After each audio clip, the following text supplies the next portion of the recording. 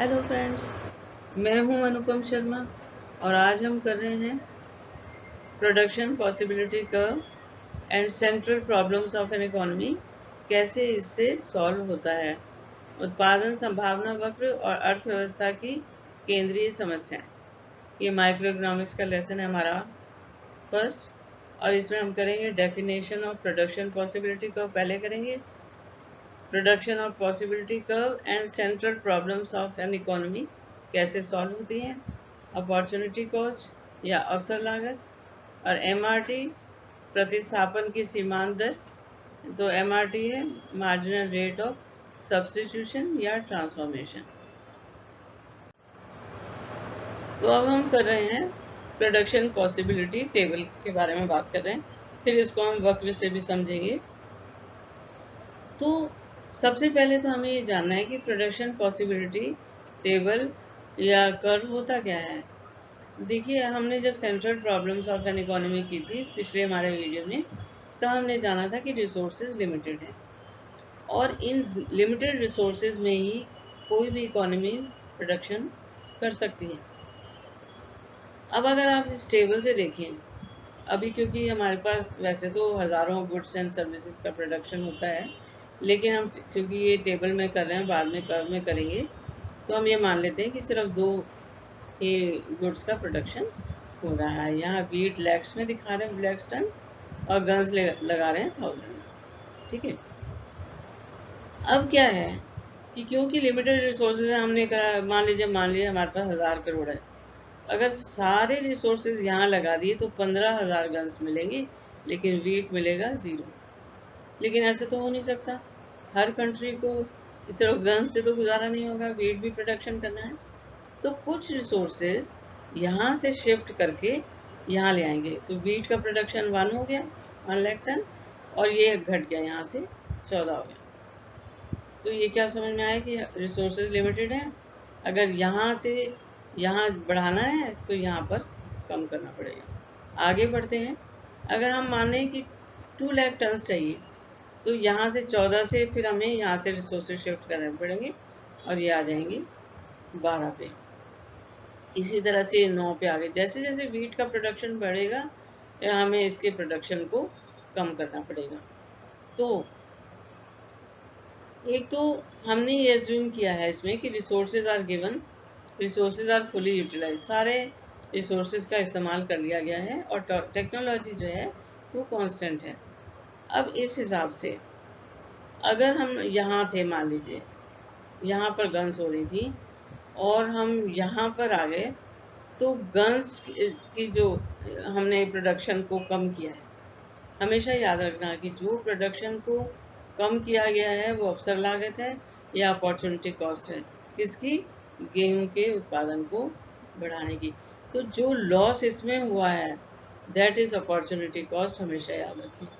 इसी तरह से अगर हम यहाँ से मान लीजिए हमें 2 लाख टन करना है, तो 14 से 12 पे आ गए, तो हमारा कितना ये है हमारी अपॉर्चुनिटी कॉस्ट, किसकी?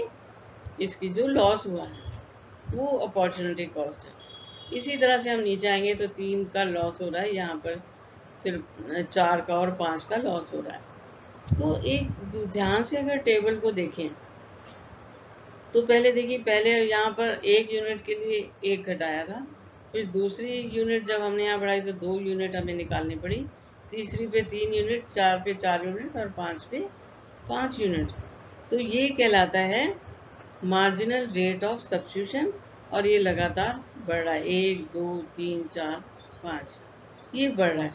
अगर मार्जिनल रेट ऑफ सब्स्टिट्यूशन बढ़ता है, मार्जिनल रेट ऑफ सब्स्टिट्यूशन क्या हुआ कि कितने यूनिट्स आपने छोड़े दूसरी जो यूनिट है उसका उत्पादन बढ़ाने के लिए, उसका प्रोडक्शन बढ़ाने के लिए। तो ये होता है marginal rate of substitution.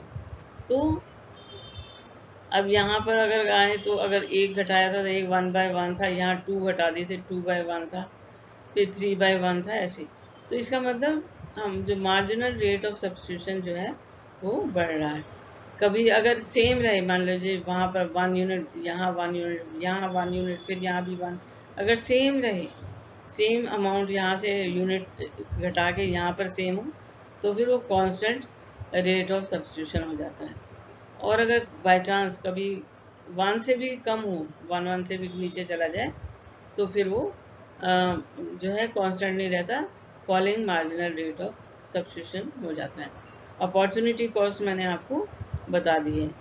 Marginal opportunity cost, इसको हम कैसे निकालते हैं? MRT या मार्जिनल रेट ऑफ ट्रांसफॉर्मेशन भी कहते हैं। चेंज इन एक्स जो हमने कम किया है, इसको कम कर रहे थे तो कम किया है, ये डेल्टा है, delta x change in x upon जिसको बढ़ाया गया चेंज इन वाई। तो tank change in production of tank oblique change in production of wheat. तो ये हमारा हो गया MOC, मार्जिनल अपॉर्चुनिटी कॉस्ट। और अब ये production possibility curve, what to produce, इसका हम ग्राफ बना रहे हैं।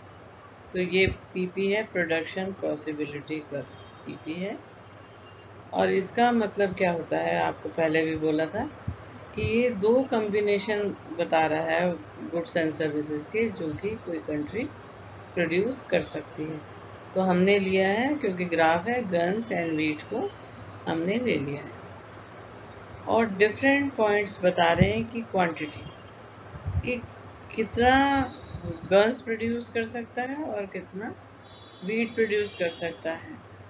तो अगर, और ये जो है कंट्री के, हम ये मान के चल रहे हैं, ये PP कर्व दिखा रहा है कि सभी रिसोर्सेज का यूज़ हो रहा है और टेक्निक में कोई चेंज नहीं हो रहा है।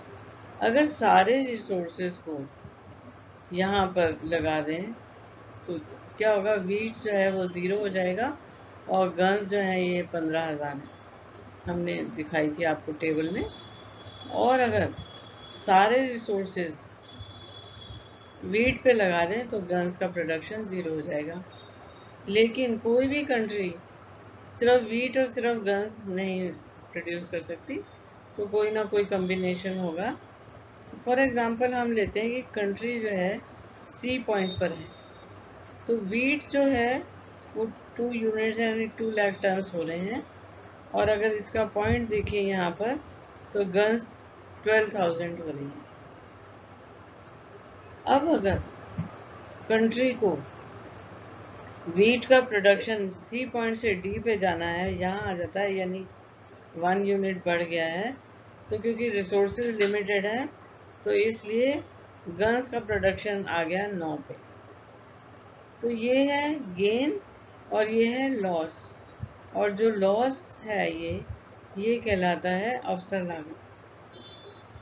तो ठीक है, ये अवसर लागत है। हमेशा याद रखना है कि जिसका प्रोडक्शन बड़ा है उसके लिए जो दूसरा प्रोडक्ट है उसको कितना लॉस हुआ है। तो ये इस प्रोडक्ट को, गन को लॉस हुआ है और गेन किया है वीट ने। तो इसलिए ये है जो लॉस हुआ है, ये कहलाएगी अवसर लागत, अपॉर्चुनिटी कॉस्ट। हमेशा ध्यान रखना है किसकी अपॉर्चुनिटी कॉस्ट है, प्रोडक्शन ऑफ वीट की, जो हमने इंक्रीज किया है।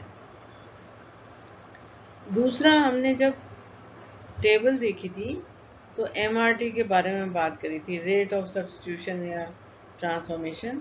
तो हमने देखा था कि जब पहली यूनिट 0 से 1 पे आए थे तो 1 यूनिट इसकी रिड्यूस हुई थी गन्स की, और जब हमने दूसरे पे आए थे तो 2 यूनिट्स, और तीसरे पे 1 यूनिट इधर इंक्रीज किया था, इधर 3 यूनिट्स डिक्रीज हुई थी। तो जो है हर बार ज़्यादा गन्स को हमें प्रोडक्शन को कम करना पड़ता है। तो रेट ऑफ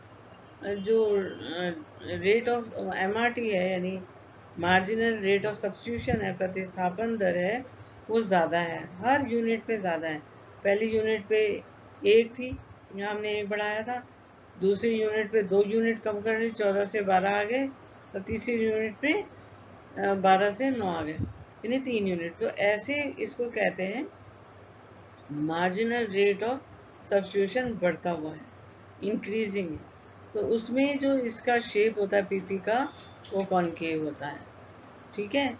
और अगर मार्जिनल रेट ऑफ सब्स्टिट्यूशन बराबर हो, लगातार एक हो, जैसे इसमें एक बढ़ता तो इसमें भी एक कम होता, इसमें एक बढ़ता तो इसमें भी एक कम होता, अगर ऐसे होता तो कांस्टेंट रेट ऑफ सब्स्टिट्यूशन हो जाता और हमें एक स्ट्रेट लाइन मिलती, बजाय कर्व के स्ट्रेट लाइन मिलती। तो यह मार्जिनल रेट ऑफ सब्स्टिट्यूशन हमने बात करी, हमने अवसर लागत की बात करी। और अगर MOC निकालना हो तो जो लॉस हुआ है, ये 12 से 9 पे आ गए, ये लॉस हुआ है अपॉन जो गेन हुआ है उसको लेंगे तो MOC आ जाएगा।